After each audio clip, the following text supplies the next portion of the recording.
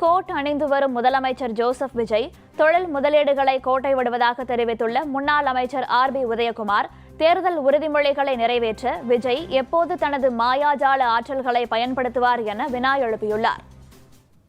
கோட்டு சூட்டு போட்டுக்கொண்டு சும்மா ஜம்முன்னு செயின்ட் ஜார்ஜ் கோட்டைக்கு அதானி அம்பானி டாடா பிர்லாவின் வாரிசு போல நம்ம முதல்வர் விஜய் தம்பி தினந்தோறும் செயின்ட் ஜார்ஜ் கோட்டைக்கு வருவதோடு தமிழ்நாட்டுக்கு வருகின்ற தொழில் முதலீடுகளை எல்லாம் தினந்தோறும் கோட்டை விட்டு கொண்டே இருக்கிறாரே. தொழில் முதலீடுகளை சும்மா கில்லி மாதிரி அதிரடி காட்டி பாதுகாக்க வேண்டாமா? 21ஆம் நூற்றாண்டில எத்தனையோ முதல்வர்களை இந்த நாடு சந்தித்திருக்கிறது. ஆனால் யாராலும் கண்டுபிடிக்க முடியாத மாயாஜால மந்திர வித்தைகளை தன்னகத்தே கொண்டிருக்கிற